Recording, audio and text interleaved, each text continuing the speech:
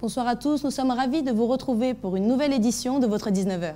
Soraskizambeli armama habari leo ritsondra hunu vuiro karobole dagon kungu leo sirkali yako komwa nyumba oho tena mazofera busika venze waregea hazini hasbabu zizo zoparo mabareni après ritsomaliza na wajoro wa TF1 wasurhelizao mwedelir tsopindra omeso.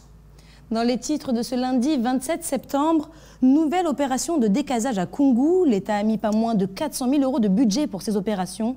Une facture salée qui s'explique aussi par la difficulté du terrain. L'île vit au rythme des caillassages, des transports scolaires, conflits entre villages, barrages. Les professionnels du secteur des transports réclament la justice, comme vous allez le voir dans ce journal.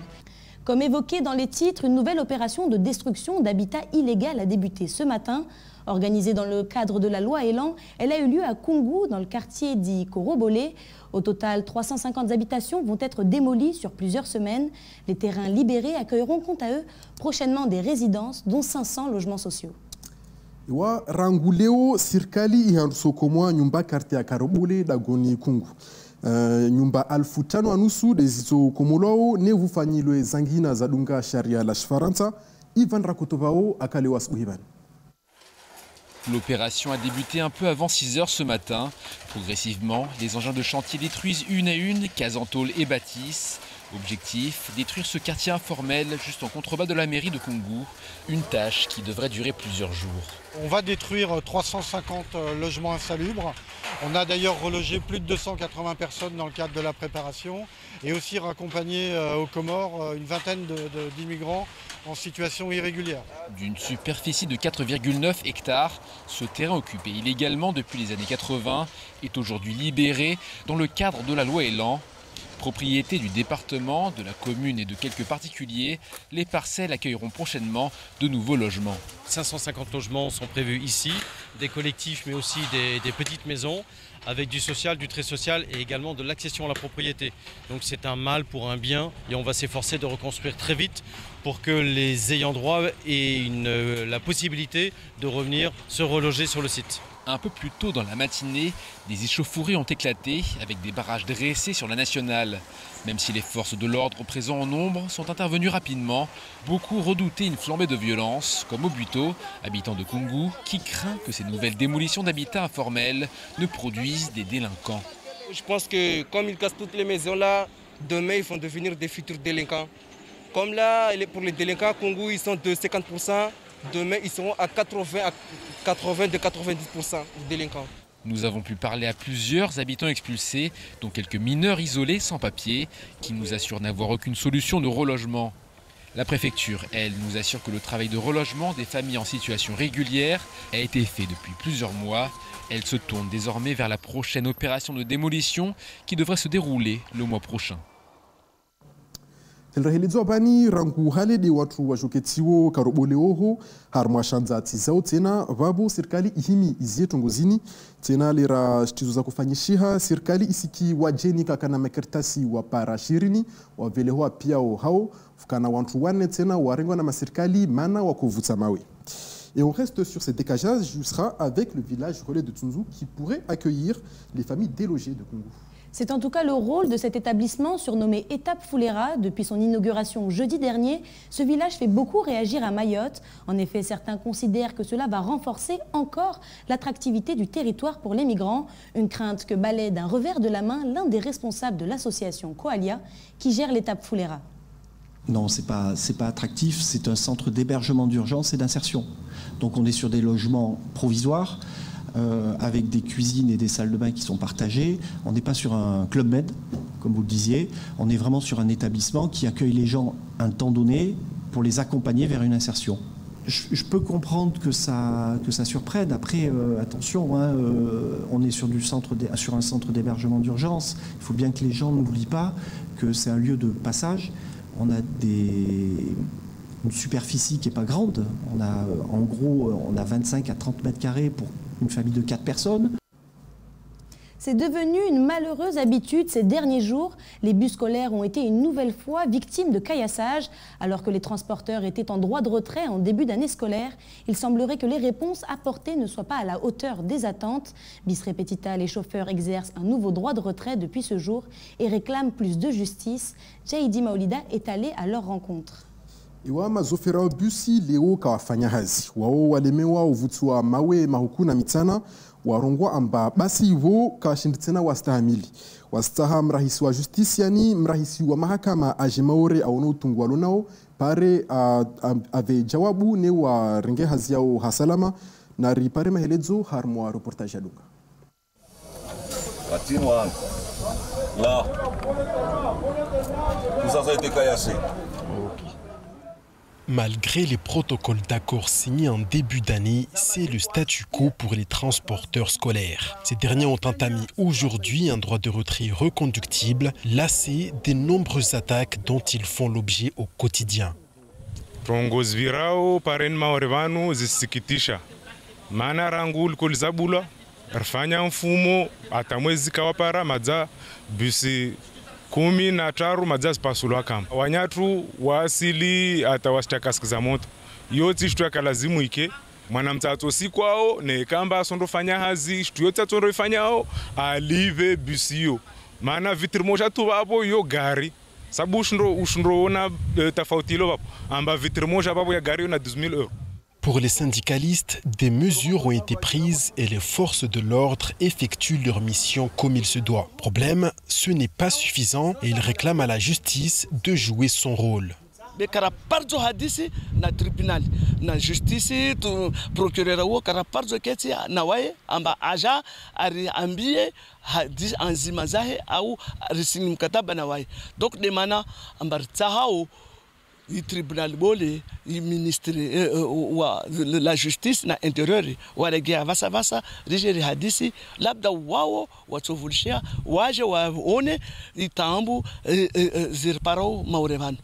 Ce droit de retrait étant reconductible, les chauffeurs de bus sont en pleine concertation concernant les dispositions à prendre pour la suite du mouvement. Ils espèrent être reçus prochainement par les autorités afin de sortir rapidement de cette crise. Par ailleurs, les syndicats ont fait appel à la grève le 5 octobre prochain lors de la mobilisation nationale à venir. Wabuel raskia mazofera wabusi wasumia tribunali ifanye haziahe ireme shengwe hakiasi wantua sikwa amba wasifanya zitendwa zini tena wastama mrahisi wa mahakama ajimaure avinge na jawabu la kusudi tena mwezi wa 5 wa Oktobru wao watushuka mavareni wadai haki zao na yuto kasukia greve bole swafi Faransa pia. Et Yousra, parlons d'une autre colère maintenant, celle des sages-femmes. Et oui, Jaidi, au mois de mai dernier, les sages-femmes étaient en grève pour réclamer de meilleures conditions de travail. Depuis, la situation n'a pas évolué. Elles ont donc décidé de repartir en mouvement. Vendredi, une grève nationale a débuté et à Mayotte, elle a été prolongée. Les sages-femmes semblent bien décidées à obtenir gain de cause.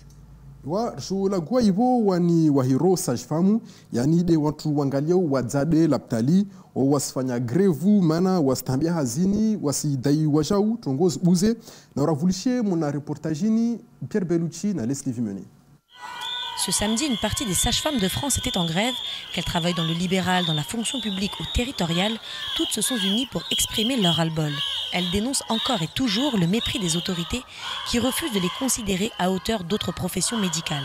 La nouveauté depuis la dernière fois, c'est qu'on a eu enfin le rapport de l'IGAS qui avait été demandé par le gouvernement, donc qui nous avait été promis pour le mois de juin et qu'on a eu seulement au mois de septembre. Puis on a eu une allocution avec M. Véran lors d'une visioconférence le 16 septembre. Donc, tous les deux ont été décevants pour les sages-femmes.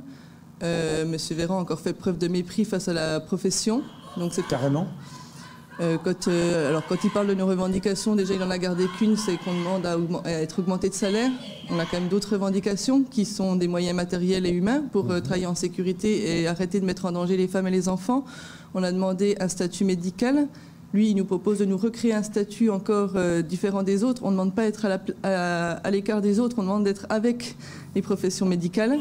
Les mouvements de grève se succèdent, mais le malaise reste entier. Pire, les professionnels viennent à manquer. En effet, certaines sages-femmes ne supportent plus les conditions de travail et finissent par jeter l'éponge. On a alerté pendant plusieurs mois sur Le mal-être des sages-femmes, là on arrive à un moment où tellement de sages-femmes se sont réorientées que cet été, plusieurs maternités de France ont été en sous-effectif. Plusieurs libérales n'ont pas trouvé de remplaçantes. Il y a des cliniques privées qui ont dû fermer faute de sages-femmes. Je pense qu'il est temps de comprendre qu'il faut redonner de l'attractivité à ce métier pour qu'on puisse travailler correctement et qu'on arrête de mettre les femmes et les enfants en danger dans un des moments qui devrait être l'un des plus beaux de leur vie. À Mayotte, le ras-le-bol est sans doute plus significatif qu'ailleurs. En effet, le CHM est la plus grande maternité d'Europe, mais les moyens ne suivent pas. Vendredi, le ton est d'ailleurs monté suite à des reproches qu'aurait fait la direction concernant des patientes non prises en charge à cause de la grève. Ils essayent de prendre les sages-femmes par les sentiments. Ils savent très bien que dans les professionnels de santé, souvent ce qui fait défaut, c'est qu'on a un esprit professionnel surdéveloppé et que du coup, quand on nous met en face des femmes qui sont dans le couloir, oui, forcément, d'habitude, on replie bagage, on se dit oui, effectivement. Sauf que là, la grogne est tellement intense que ça ne suffira pas, d'autant plus que cette même direction n'est pas dérangée par les femmes dans le couloir en temps de période de rush.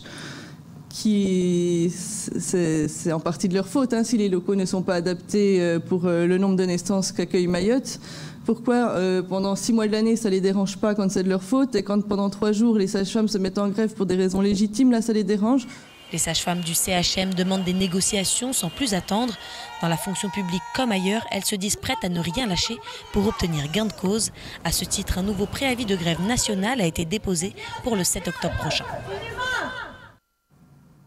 Harmo bandra la Europa pia maorede wantu wadzao wengi wabo masajfamu wasmia wapare msada wapare wanyawa jawasaidia harna pia hazao. Place maintenant à l'actualité en bref de ce lundi 27 septembre. Wa haukuti ritsona tribunali ya Momoju isuzungu hawakazi hawasaidia harmo hazao za hukumu tena jumba za msafara zisumia bushini bule nez aeroplani zinje monalishisiwa Leslie Vimene. En 2020, il y a eu à Mayotte 3 sessions d'assises au tribunal de Mamoudzou contre 7 depuis le début de l'année. La justice envisage encore d'augmenter le nombre dans le futur. En effet, le tribunal possède un stock d'environ 50 dossiers en attente d'être jugés. Problème, la justice locale manque de jurés d'assises alors même que ce type de procès n'est pas uniquement l'affaire des magistrats. Pour répondre au droit commun, la participation populaire est devenue indispensable. Afin de devenir juré d'assises à Mayotte, la procédure est assez simple. Il faut écrire au procureur de la République qui reçoit et examine toutes les demandes, être âgé d'au moins 23 ans, être de nationalité française, savoir lire et écrire le français et ne jamais avoir été condamné. Reste à espérer que la mobilisation soit au rendez-vous car cela repose sur une démarche volontaire. En effet, on ne s'enrichit pas en devenant juré et si des indemnités sont à la clé, il n'y a pas de rémunération. Quand reprendront les vols vers Madagascar? C'est la question qui se pose depuis le mois de mars 2020. Le 24 septembre dernier, l'aviation civile malgache a envoyé un nouveau courrier aux compagnies aériennes qui desservent la Grande Île pour leur signifier que tant qu'il n'y a pas d'ouverture totale des frontières, la mise en application des accords aériens est encore suspendue. Le président Rajoelina et ses ministres continuent de manier l'art qui consiste à faire un pas en avant puis 3 en arrière. La fermeture des frontières a pourtant eu des conséquences dramatiques sur un pays qui compte parmi les plus pauvres du monde. Du côté des compagnies, les destinations malgaches restent au programme, mais jusqu'à quand? La question se pose là encore. Dans son courrier, l'aviation civile écrit qu'elle espère pouvoir compter sur la continuation de leur collaboration dans l'intérêt du transport aérien international à Madagascar. Elle assure également de son soutien en ces temps difficiles et si le meilleur moyen de soutenir les compagnies aériennes était d'enfin rouvrir les frontières. Ce samedi 25 septembre a permis de commémorer l'engagement des harkis et autres membres de la formation supplétive pour la France. Pour rappel, les harkis se sont engagés aux côtés de notre pays et ont combattu pour la France au cours de la guerre d'Algérie de 1954 à 1962. Samedi, dans tous les territoires de France et de Navarre, les élus et les autorités ont donc rendu hommage à ces hommes tombés sur les champs de bataille. À Mayotte, le préfet Thierry Suquier a conduit cet hommage place de France à Dzaoudi en présence de plusieurs autres élus. Madi Souf était présent, tout comme Ali Omar, Daoud Saïntou Malidé et les conseillères départementales Swarat Eladad et Hélène Polozek. Un moyen pour Mayotte de participer au si précieux devoir de mémoire dans le contexte où le président de la République a reconnu les manquements de la France à l'endroit des harkis. Et voilà, c'est la fin de cette édition. Merci de nous rester fidèles sur KTV. Demain, retrouvez Ivan Rakotovao et Jaidi Maolida pour tout savoir de l'actualité locale. Tuparana tena meson tukana Ivan Rakotovao rimtekelezeni ya mahabari ukwa hairi.